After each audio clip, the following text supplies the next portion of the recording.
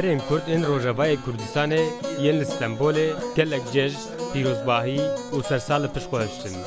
Niha careke din serê salê hat û ew dûrî welat û xizmên xwe bi jiyaneke qurmiçî di şertên dijwar de pêşwaziya sersalê dikin.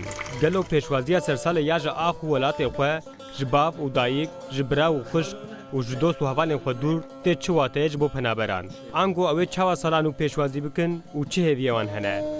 بله از لهنگ عبدی مجد دیرکه ما اجل الفيدي اسطنبول پنابرم و سر سالما جالك نخوش الفيدي و ام تخازن وگن ولاتي خو ام كيف خلو دي بكن حتى الشرق خلاص بما جبر الشري بازدانه والفيديو سر سالو خوشي او نينه بس تاني هي ما اوان وگن ولات زياد الحسين عصانه مش جندي ما اهلي بابي ما جندي كحيبه ما وعم كيف رناتنا تركيا بلاتيما واهلي محمود يعني دليما جم اهلي مية ندليما انه سري صالي ام تخن سري صالي خشوره نيفي من حسويا شاز صالي ما از تخازم حياة سري صالي واري ام وگرنا عندي خا هيفي سري صالي ما اشتبالكي خير واري بيوي از هيفي ام هرن عندي خا Kanîwar Brahîm 31 salî ye. Piştî li Tirkiye penaber dibe, pêşî bavê wî û paşê jî dayîka wî xatir ji vê dinyayê dixwaze.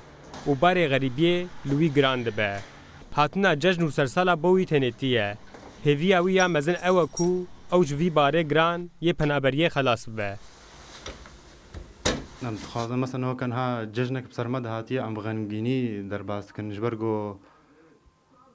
ام دوري مال باطا خانا ام دوري اهلي خانا ام دخوازن افشري يعني هيفياما جبي صالانو و افشري سوري خلاص بي ام بقرنا ولاتي خا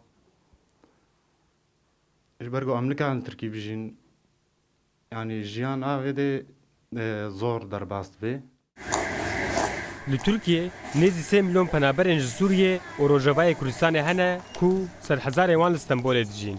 Bendawariya wan ya ji sala nû ne gelekî zêde ye. Daxwaz û hêviya hemûyan yek e, bi dawîbûna şer û vegera welat û ax û nava ehlên xwe.